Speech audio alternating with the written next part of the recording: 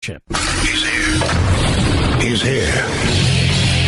Now, broadcasting from the underground command post, deep in the bowels of a hidden bunker, somewhere under the brick and steel of a nondescript building, we've once again made contact with our leader, Mark Levin. Hello, everybody. Mark Levin here. Our number, 877-381-3811, 877-381-3811. Slavery is the most awful event that occurred in this country. But I'll be damned if I'm paying one penny in reparations. For many reasons. I had nothing to do with it. My ancestors weren't even here. In fact, the vast majority of the people who live in this country were neither slaves, were neither the progeny of slaves or slaveholders.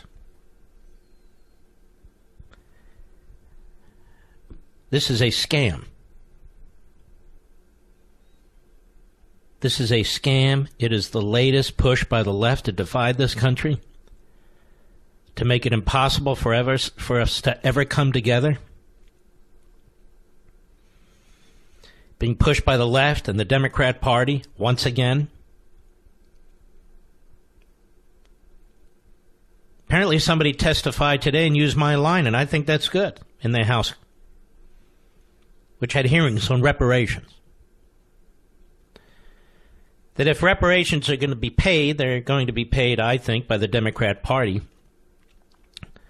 I talk about this party all the time. I spent a lot of time on it yesterday, and I'm not going to spend a lot of time on it today. But this whole thing about reparations is a scam. It's just another way for billions and billions of dollars to be directed by the left to people who haven't earned it. I really don't know of any ethnic group or racial group, if you go way, way back, that hasn't faced incredible hardships. Look at the Jews and the slavery that took place and the genocide that took place, and you can pick virtually any group. But slavery is particularly pernicious, and it was in this country. In fact, it was so pernicious that half the country rose up to smite it. Many, many families sent their fathers, their husbands, their grandfathers to war during the Civil War, and they never came back. Over 700,000 casualties. The worst war in American history. Terms of casualties. One battle after another. This country has paid a deep price for slavery. The slaves and their families paid a horrible price. And in order to end it, what took place? Many, many, many people paid a horrible price. But the Democrat Party keeps pushing this. What else do they have? Racism, socialism, open borders. Do they have anything positive? Do they have anything that truly points to the future? I don't intend to pay one damn penny in reparations to anybody. Period. I see Cory Booker's out there pushing reparations and attacking Joe Biden, and we'll get to Joe soon, and I really want Joe Biden to be their nominee because he's such an idiot, but that's a whole other story. Cory Booker didn't say a damn thing yesterday about AOC and her anti-Semitic comments, did she? Not a damn thing when she accused America, today, Americans, of putting illegal alien children in concentration camps. He didn't say a thing. None of that offended Cory Booker. It's easy to talk about reparations, about something that took place a couple hundred years ago and was ended 150 years ago. It's easy to talk about that, but when it comes time to criticize AOC, not so easy. Biden, yes. An old white Christian straight man, sure, pound away. But in terms of AOC, no. He won't criticize her. He hasn't criticized her. He won't criticize Farrakhan. He won't criticize Sharpton. Hell, he kissed Sharpton's ring. He won't criticize Omar Tlaib. We don't need lectures from Cory Booker. I sure as hell don't. The goal here is a colorblind society. Martin Luther King was exactly right. That's why he has a national holiday. And none of these other clowns on the left ever will. They do not seek to unite this country. Endless ripping at the fabric of this culture. It is endless. Nobody deserves reparations. Nobody. We are in a free country. Make of yourself as you will. Or not. The reparations? Cory Booker's a member of the party that supports reparations. And yet he's a member of the party that fought for slavery.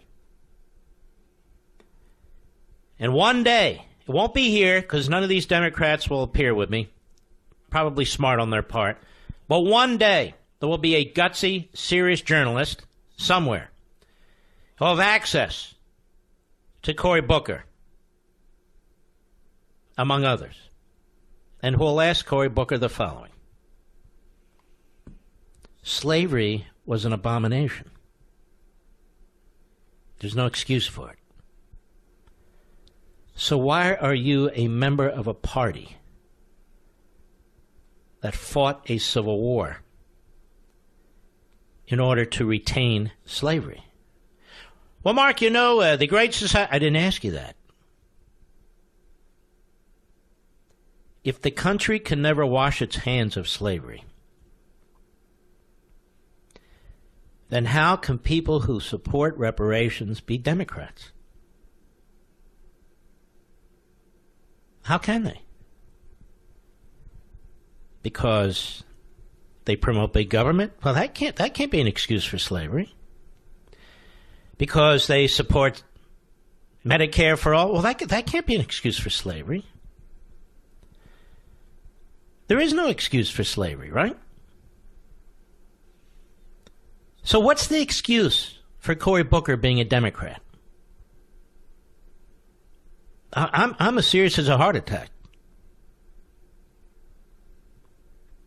People who claim to be leading these various civil rights movements and so forth, almost exclusively Democrats. So they must somehow excuse their party or dismiss it or something. Nope, they're never asked to explain, ever, ever. But they should be.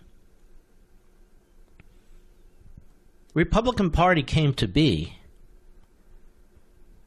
as an opposition movement to slavery. There were various factions, some moved slower than others and so forth, but that was its main purpose. Its main purpose. And so you have to wonder. Now, there'll be all kinds of spinning. Wow, the Republican Party's taken the place of the Dixiecrats. No, it hasn't. No, it hasn't in the least. Meanwhile, Cory Booker said nothing about AOC. Not a word. Apparently, he's not troubled or doesn't have a problem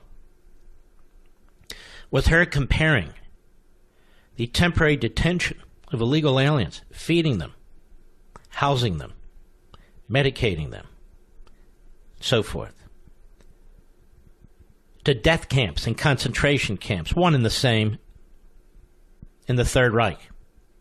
Somehow that doesn't move Cory Booker to speak out. But Joe Biden does.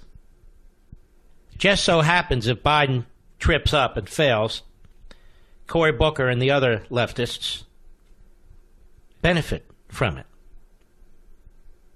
Isn't that interesting?